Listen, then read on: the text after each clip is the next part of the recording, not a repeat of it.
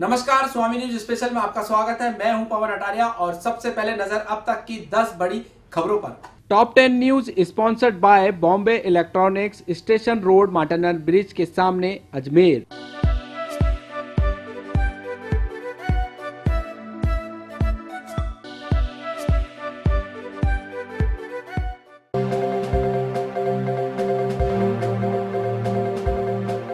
अजमेर जिले में आज जिला परिषद और पंचायत समिति के पहले चरण की वोटिंग हुई। इस चुनाव के लिए बीजेपी और कांग्रेस दोनों ही दलों के केंद्रीय मंत्रियों से लेकर विधायकों तक ने खूब पसीना बहा।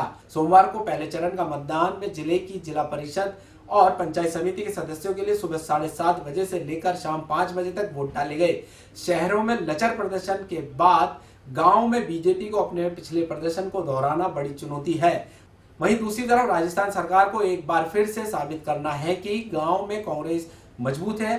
पहले चरण में केकड़ी, बिन्हाय, सरवाड़ और सांवर में मतदान हुआ।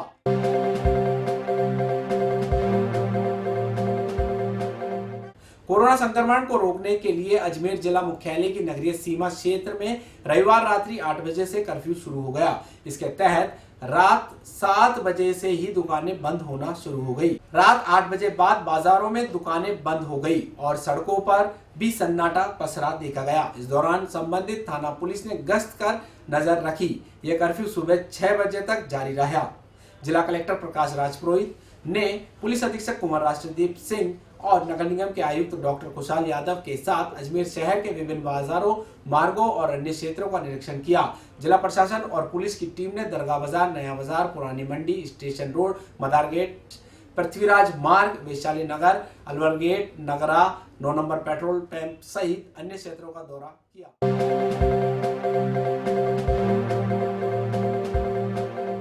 अजमेर जिले सहित राजस्थान में कोरोना संक्रमण बेकाबू होता जा रहा है। इसी बीच राज्य के चिकित्सा मंत्री डॉक्टर रघु शर्मा भी कोरोना संक्रमित हो गए। आज सुबह उन्होंने खुद ने अपने ट्विटर अकाउंट और फेसबुक पर पॉजिटिव होने की जानकारी देते हुए पिछले दिनों उनके संपर्क में आए लोगों से स्वयं को आइसोलेट कर अपनी जांच कराने की अपील की है। वे पिछले 5 दिनों से लगातार अपने बेटे सागर शर्मा के साथ अपने निर्वाचन क्षेत्र केकड़ी में पंचायत चुनाव को लेकर चुनावी दौरे पर थे। उन्होंने यहां केकड़ी, सांवर, सरवाड़ पंचायत समिति क्षेत्र में तूफानी दौरे कर 50 जगह नुक्कड़ सभाओं को संबोधित किया। वहीं अपने निवास पर लोगों से रूबरू होकर सैकड़ों लोगों की समस्याओं के समाधान के लिए भी अधिकारियों को आवश्यक दिशा निर्देश दिए। परसों से उनका स्वास्थ्य नरम पड़ा और बुखार महसूस हुआ, जिस पर उन्होंने चिकित्सकों की सलाह पर कोरोना की जांच कराई, जो पॉजिटिव पाई गई।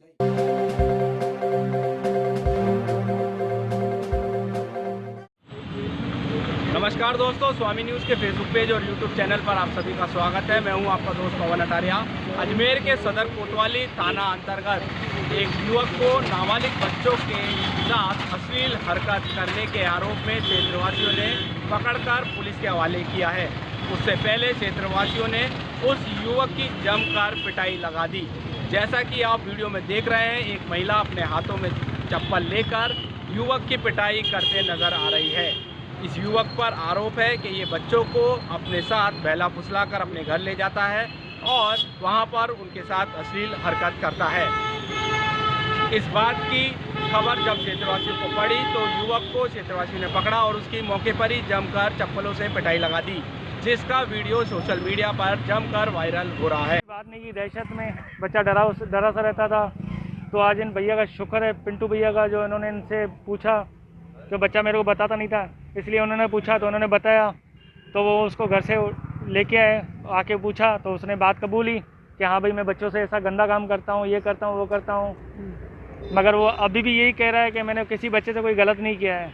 मगर वो किस तरह का काम करता था? गंदा सर इस तरह का काम करता था, बच्चों को बोलता था भाई झुक जाओ।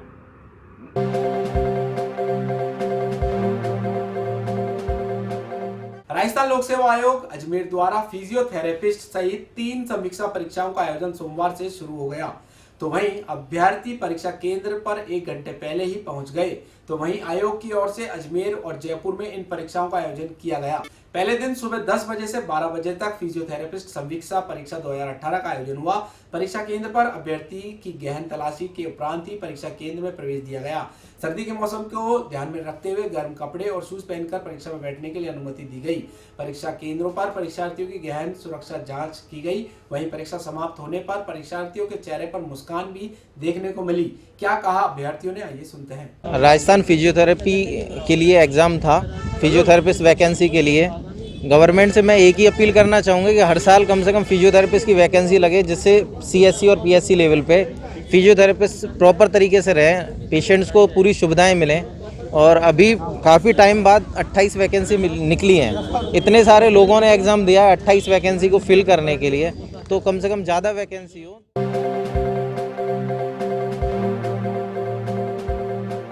प्रदेश में बढ़ते कोरोना संक्रमण के बाद राज्य सरकार की ओर से अंतर्राष्ट्रीय पुष्कर मेला 2020 निरस्त किया जा चुका है और जिले के जितने भी तमाम आला अधिकारी ये पुष्कर के विशेष रूप से हालातों पर नज़र रखे हुए, क्योंकि यहाँ पर पुष्कर मेले के दौरान जानकारी के अभाव में भीड़ उमड़ने की संभावना है, तो अधिकारी पूरी तरह से हालातों की समीक्षा कर रहे हैं। आज जिला कलेक्टर प्रकाश राजपुरोहित और जिला पुलिस कप्तान राजकुमार राजदीप सिंह ने पुष्कर के बाजारों और मेला क्षेत्र का जायजा लिया और यहाँ पर हालातों की समीक्षा की है और व्यापारियों को, दुकानदारों को, श्रद्धालुओं को, पुरोहितों को आवश्यक गाइडलाइन प्रदान की है और लोगों से अपील की है कि कोविड गाइडलाइन की पालना करें, किसी भी सूरत में भीड़ भाड़ ना होने दे, धारा 144 की अवहेलना नहीं करें।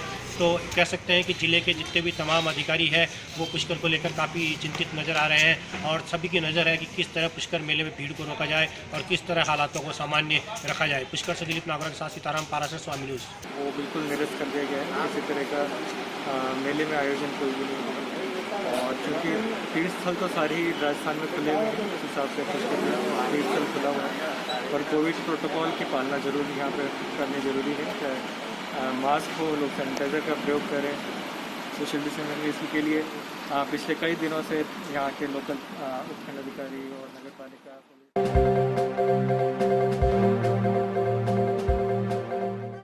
कोविड आपदा के चलते अंतर्राष्ट्रीय पुष्कर मेला 2020 राज्य सरकार की ओर से निरस्त किए जाने के बाद पुष्कर का जो स्थानीय प्रशासन है पूरी तरह से हालातों पर नज़र रखे हुए है। आज उपखंड अधिकारी दिलीप सिंह राठौड़ के नेतृत्व में आला अधिकारियों ने पुष्कर के मेला क्षेत्र सहित बाजार का जायजा लिया है, अस्थायी अतिक्रमणों को हटाया है, अस्थायी दुकानों को हटाया है, लोगों से कोविड गाइडलाइन की पालना की अपील की है और जिन लोगों ने कोविड गाइडलाइन की अवहेलना की है उनके खिलाफ जुर्माना भी किया गया है।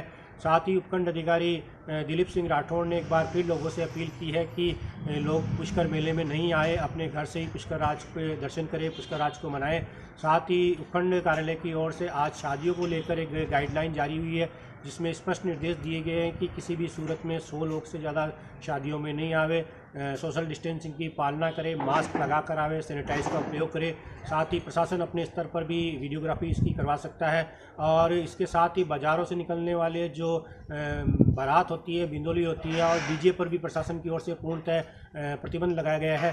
तो कह सकते हैं कि प्रशासन की ओर से पूरी तरह से इस बात की कवायद है कि किस तरह धार्मिक नगरी पुष्कर को कोविड संक्रमण से बचाया जाए। पुष्कर से दिलीप नागरा के साथ सीताराम पाराशर, स्वामी। स्नान करने वाले और पूजा अर्चना करने वालों की काफ़ी भीड़ होती है और इस बार आधिकारिक रूप से पुष्कर मेला को निरस्त किया जा चुका है। उसके बावजूद भी लोग भारी संख्या में यहाँ पे आ रहे हैं।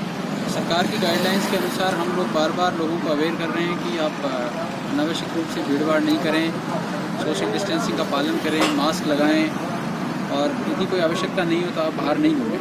आपने देखा है कि अभी 144 भी इम्पोज कर दिया, कहीं भी 5 व्यक्ति से ज़्यादा व्यक्ति इकट्ठे नहीं हो सकते। तो इस संदर्भ में भी एक जागरूकता फैलाने का।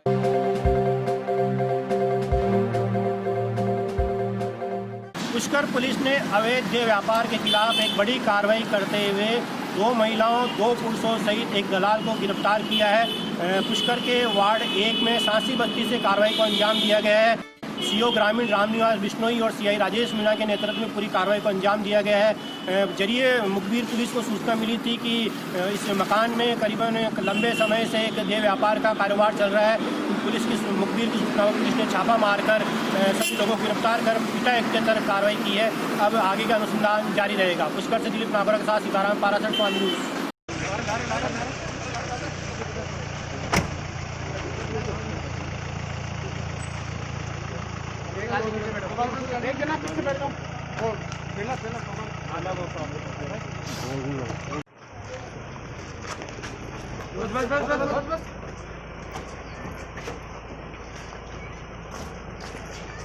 बाकी उस बैठा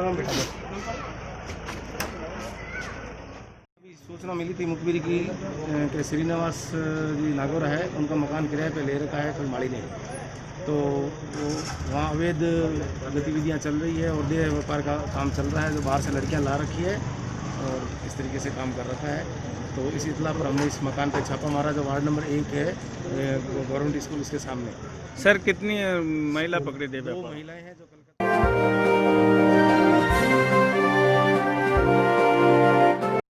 आज कार्तिक मास की पवित्र आंवला नवमी है और शास्त्रों के अनुसार ऐसा माना जाता है कि जो आंवला होता है वो अति एक प्रिय भगवान को होता है और आज आंवला नवमी के अवसर पर यदि आंवले की पूजा की जाती है तो सर्व मनोकामना पूरी होती है। जो पंडित कैलाशनाथ वैदिक मौजूद है जो बता रहे हैं कि किस तरह आंवले की महत्वता है और किस तरह भगवान इससे प्रसन्न होते हैं। जी बताएं।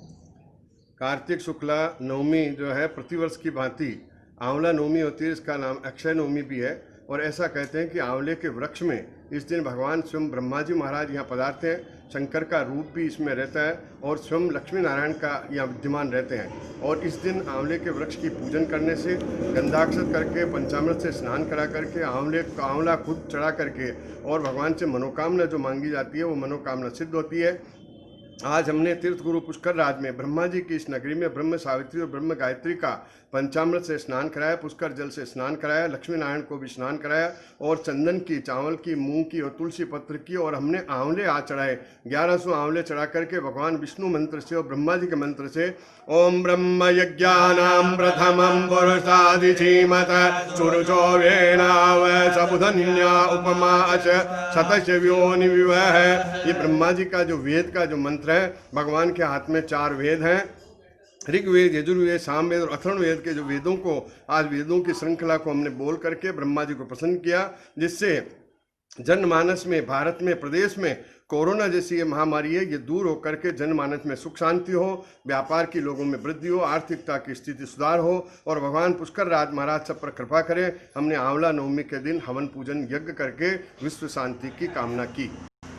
तो ये थे पंडित कैलाशनाथ आदि जो कि बता रहे थे कि जहाँ पर धर्म होता है वहाँ पर भगवान विराजते हैं और निश्चित रूप से जो कोरोना एक अधर्म का प्रतीक है और इस अधर्म के प्रतीक पर विजय पाने के लिए धर्म का प्रभावी होना जरूरी है और इसी के चलते आज जो आंवले की पूजा की गई है, ब्रह्मा विष्णु महेश का आह्वान किया गया है ताकि देश और दुनिया से जल्द ही कोरोना रूपी इस आपदा की विदाई हो। पुष्कर से दिलीप नागरा के साथ सीताराम पारस स्वामी।